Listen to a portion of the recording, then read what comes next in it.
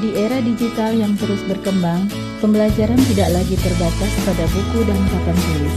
Teknologi telah membuka peluang baru untuk menghadirkan pengalaman belajar yang lebih interaktif, kreatif, dan bermakna. Bagaimana integrasi fisika dan coding berbasis AI dapat menjadi solusi pembelajaran yang menarik, efektif, dan relevan dengan kebutuhan abad 21. Saya Risnawati Sadali, guru fisika di SMA Negeri 1 Kepulauan Sula, yakin bahwa melalui inovasi penerapan IPTEK, kita dapat mengintegrasikan pembelajaran fisika dengan coding AI sehingga murid tidak hanya memahami teori, tetapi juga mampu mengaplikasikannya dalam bentuk simulasi dan pemrograman. Mari kita jelajahi bersama inovasi pembelajaran yang mengubah cara kita memahami fisika dalam kelas saya pada materi spektrum gelombang elektromagnetik untuk kelas 12. Tujuan pembelajaran kali ini adalah yang pertama, murid mampu menghitung besar panjang gelombang, frekuensi, cepat rambat gelombang, kuat medan listrik, dan kuat medan magnet. Yang kedua, murid mampu menggunakan coding, misalnya Python di Google Colab, untuk menghitung panjang gelombang, frekuensi, cepat rambat, serta energi gelombang elektromagnetik berdasarkan data yang diberikan. Yang ketiga, murid mampu menafsirkan hasil perhitungan dan visualisasi coding serta menghubungkannya dengan konsep fisika yang relevan. Pada tahap awal, guru menghadirkan permasalahan kontekstual yang relevan dengan kehidupan sehari-hari. Misalnya, mengapa kulit menjadi hitam jika terpapar sinar matahari dalam waktu yang cukup lama. Masalah ini memancing rasa ingin tahu siswa tentang spektrum gelombang elektromagnetik, mulai dari gelombang radio hingga sinar gamma. Integrasi coding mulai dikenalkan dengan menunjukkan bahwa klasifikasi spektrum dapat disimulasikan menggunakan program sederhana. Dengan demikian, siswa tidak hanya memahami konsep fisika secara teoritis, tetapi juga melihat bagaimana konsep tersebut diterapkan dalam komputasi. Guru membagi siswa ke dalam kelompok dan memberikan tugas eksplorasi. Setiap kelompok diminta untuk melakukan pengamatan pada molekul ozon ketika ditembakkan dengan beberapa sinar gelombang elektromagnetik melalui virtual lab Port Colorado. Siswa kemudian mengidentifikasi tentang panjang gelombang atau frekuensi dari tiap jenis gelombang elektromagnetik, sekaligus menganalisis jenis gelombang elektromagnetik yang dapat merusak molekul ozon.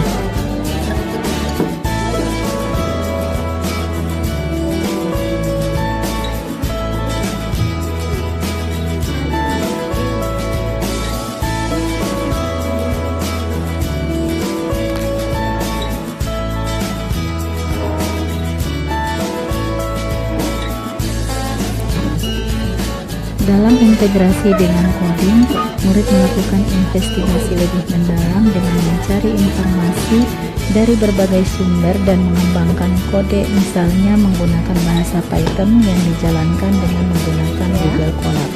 Selanjutnya, murid menginput nilai panjang gelombang atau frekuensi untuk mencari besar kuat medan magnet dari permasalahan yang diberikan.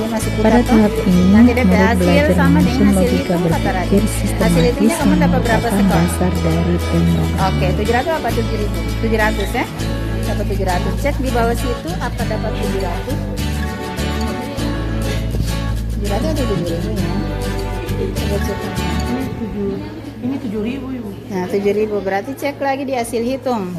Cek di hasil hitung. Betul, jangan sampai ada yang keliru di nolnya. Nolnya kurang ke lebih. Coba bagi ulang berapa nih? 8.400 atau 84.000 tuh? 84.000. Karena 02-nya yang hanya 0. Nah, 84.000. Oh iya, 7.000. 7.000. Berarti terbukti dengan yang di ini, Bu. Oke.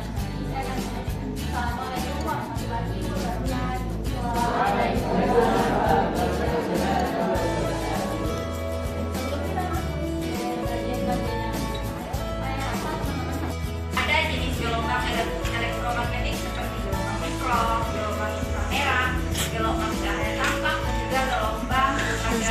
semua itu merupakan jenis gelombang elektromagnetik. Nah, gelombang elektromagnetik adalah gelombang yang tersusun dari medan listrik dan medan magnet. Gelombang elektromagnetik itu punya yang namanya lambda. Ada yang tahu lambda ini apa? Ya, lambda itu adalah gelombang. Panjang gelombang setiap gelombang dari jenis gelombang itu berbeda. Ada yang panjang gelombangnya panjang, ada yang panjang gelombangnya pendek. Nah, untuk menentukan panjang gelombangnya itu tergantung dengan frekuensinya. Buktinya itu ada di rumus lambda sama dengan C tukar dengan C. Lambda kalau kita mau cari panjang gelombang, otomatis ada dua unsur yang harus kita penuhi nilainya. Yang pertama yaitu nilai C atau keterangan suatu gelombang. Berbeda dengan F yang merupakan frekuensi. Nilai C sendiri itu merupakan nilai konstan. Jadi nilainya sudah ada atau sudah tetap. Ada yang tahu nilai C itu berapa?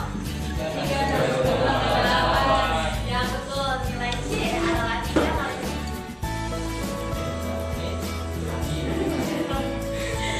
kali 10 pangkat 8. Nilai ini merupakan tetap. Jadi kalau seandainya yang ditanya frekuensi, untuk kode yang kita pakai di sini adalah bahasa Python yang kita pakai di web Google Colab. Nah, untuk teman-teman yang mungkin tadi sudah membukanya, setelah teman-teman sudah membuka dalam Google Colab, sudah ada tampilan secara langsung seperti ini. Nah, untuk memasukkan kode-kode yang telah dibuat, silahkan pilih kode. Setelah mengintis kode, silahkan kasih masuk bahasa pemrograman yang ada. Nah, untuk bahasa pemrograman yang telah dibuat tadi sudah ada di dalam modul yang sudah disampaikan. Dan tadi akan menjelaskan kembali, saya akan buatnya saja. Nah, ini adalah bahasa pemrograman yang sudah betul atau tepat penulisannya. Mungkin saya akan jelaskan sedikit kalau seandainya dia bisa terjadi kesalahan dalam penulisan. Yang pertama yang sering terjadi adalah bahasa dalam sini tuh terkadang print-nya itu dia pertama hurufnya besar. Nah, yang mau diperhatikan supaya nanti tidak salah dalam play-nya itu bahasanya harus tepat. Contohnya dalam kata print ini tidak boleh P-nya tuh besar, harus P-nya kecil supaya nanti bisa di-enter. Kita akan membuktikannya. Kalau P di sini saya menggantikannya dengan P besar. Pada saat di play nanti itu tidak akan bisa dan hasilnya adalah error. Nah, sehingga kita harus memperhatikan secara baik-baik kode-kode yang telah dimasukkan dan bahasa yang telah dimasukkan sudah tepat atau belum. Itu yang kesalahan yang sering terjadi. Jadi harus diperiksa secara kembali. Kalau teman-teman kira-kiranya salah nih, terus sudah diperiksa dengan baik-baik, tapi memang itu bingung lagi nih. Nah, kira-kira salahnya di mana? Teman-teman sudah cari tapi tidak ada jalannya, tidak tahu salahnya di mana. Silahkan teman-teman titik explain error. Nah, biasanya di explain error ini dia akan menjelaskan kira-kira masih letak mana sih kesalahan dari hasil yang telah kita buat. Dia akan muncul nanti di sini. Nah, seperti ini. Di sini dijelaskan bahwa error name print is not defined. Yang betul adalah P itu adalah P kecil dan seperti saya sampaikan sebelumnya, P itu harus P kecil sehingga nanti bisa di-enter. Nah, kalau sudah tahu kesalahannya silahkan dibuka. Jadi P kecil. Oke, setelah sudah teman-teman merasa bahwa sudah selesai, sudah tepat sekali rumusnya, teman-teman tinggal play aja.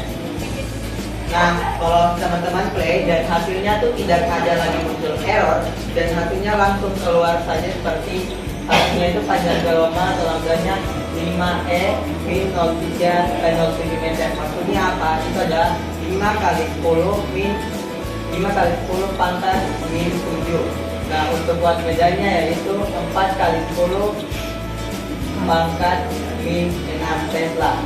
Nah, itu untuk sedikit hasil dari coding ini. Nah, kenapa di hasil coding ini berbeda dengan mungkin perhitungan manual atau mungkin dari AI? Karena bahasanya itu tidak sederhana atau tidak sedetail yang ada di manual dan di AI, sehingga pada saat di coding ini tuh ada beberapa perbedaan cara penulisannya. Bukan berarti hasilnya tuh beda, cuman cara penulisannya saja yang berbeda, tapi hasilnya tetap sama. Untuk itu penjelasan singkat dari saya serahkan kembali kepada moderator. Sama teman-teman.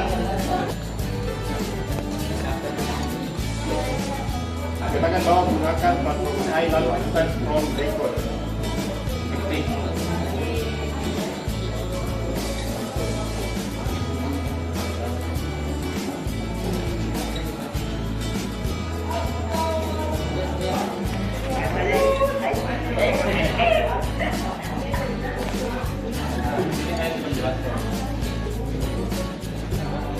Seperti diketahui frekuensinya dia 6 kali 10 pengaturan sama di sini buat energi juga sama.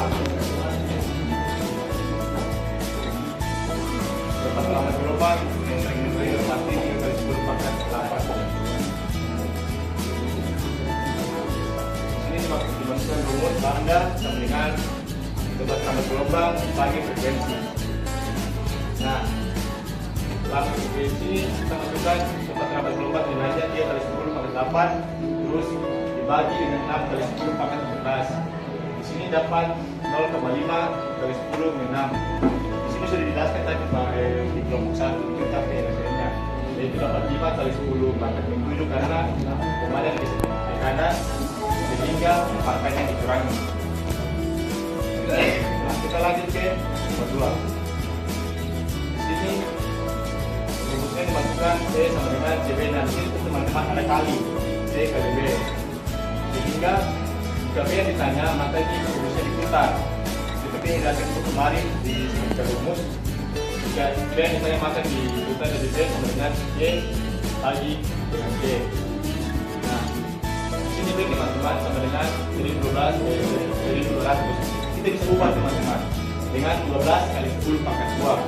Kita bagi dengan 3 kali 10 pangkat 8, dan juga hasilnya 12 dibagi 3 ke 4, dan di sini kan dari 10 pangkat 2 nih, dikurangi dari 2 dari 8 berapa, dapatnya min 6. Jadi hasilnya B 4 kali 10 pangkat 4 kali 10 pangkat min 6 Tesla. Nah, itu saja penyelesaiannya dan penjelasan dari saya. Lebihnya saya main pada penjelasan. Pada tahap refleksi, murid dan guru bersama-sama mengevaluasi ketepatan konsep fisika yang digunakan, efektivitas algoritma atau kode yang dibuat, keterkaitan antara hasil komputasi dengan teori spektrum gelombang elektromagnetik. Murid juga diajak merefleksikan bagaimana coding membantu mereka memahami konsep yang abstrak menjadi lebih konkret dan terukur. Integrasi fisika dengan coding dalam pembelajaran spektrum gelombang elektromagnetik membantu murid untuk mengembangkan pemahaman konseptual yang lebih mendalam, melatih kemampuan berpikir kritis dan pemecahan masalah, kemudian mengasah keterampilan abad 21 seperti critical thinking dan kolaborasi. Dengan pendekatan ini, pembelajaran fisika menjadi lebih interaktif, aplikatif, dan relevan dengan perkembangan teknologi.